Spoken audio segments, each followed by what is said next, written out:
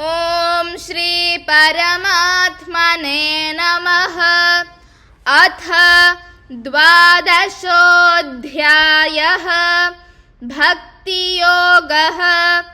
अर्जुन उवाच एवं सततयुक्ता ये भक्तास्त्वां पर्युपासते ये चाप्यक्षरमव्यक्तं तेषां के योगवित्तमाः। श्रीभगवानुवाच मय्यावेश्य मनो ये मां नित्ययुक्ता उपासते श्रद्धया परयोपेताः ते मे युक्ततमा मताः।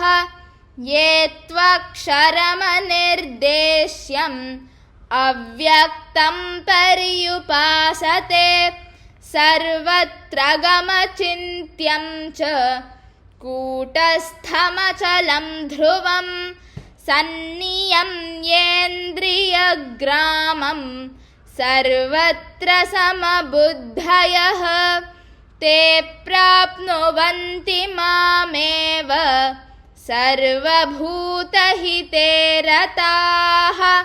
क्लेशोऽधिकतरस्तेषाम् अव्यक्तासक्तचेतसाम् अव्यक्ता हि गतिर्दुःखं देहवद्भिरवाप्यते।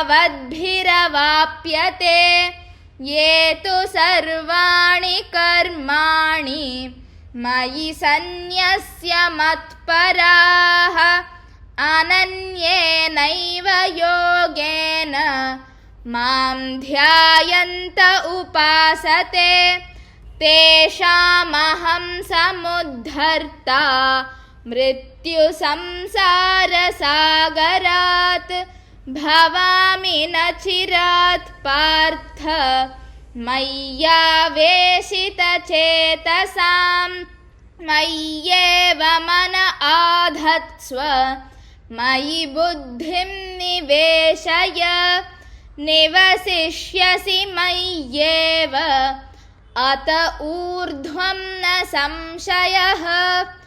अथ चित्तं समाधातुं न शक्नोषि मयि स्थिरम् अभ्यासयोगेन ततः मामिच्छाप्तुं धनञ्जय। अभ्यासेऽप्यसमर्थोऽसि मत्कर्म परमो भव मदर्थमपि कर्माणि कुर्वन् सिद्धिमवाप्स्यसि। अथैतदप्यशक्तोऽसि कर्तुं मद्योगमाश्रितः सर्वकर्मफलत्यागं ततः कुरु यतात्मवान्। श्रेयो हि ज्ञानमभ्यासात् ज्ञानाध्यानं विशिष्यते ध्यानात् कर्मफलत्यागः त्यागाच्छान्तिरनन्तरम्। अद्वेष्टा सर्वभूतानां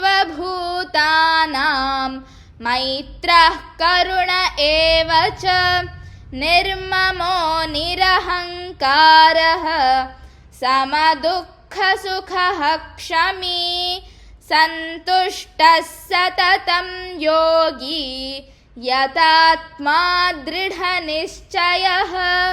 मय्यर्पितमनो बुद्धिः यो मद्भक्तः स मे प्रियः यस्मान्नो द्विजते लोकः लोकान्नो द्विजते च यः।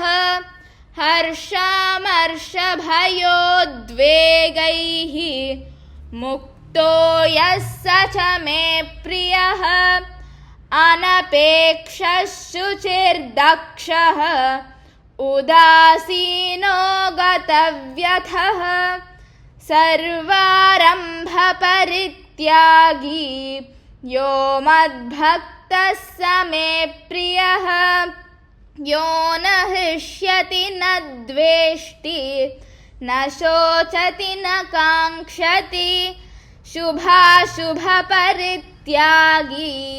भक्तिमान्यः स मे प्रियः समः शत्रौ च मित्रे च तथा मानापमानयोः शीतोष्णसुखदुःखेषु समः सङ्गविवर्जितः तुल्यनिन्दास्तुतिर्मौनी सन्तुष्टो येन केनचित् अनिकेतस्थिरमतिः भक्तिमान् मे प्रियो नरः ये तु धर्म्यामृतमिदं यथोक्तं पर्युपासते श्रद्दधाना मत्परमाः भक्तास्तेतीव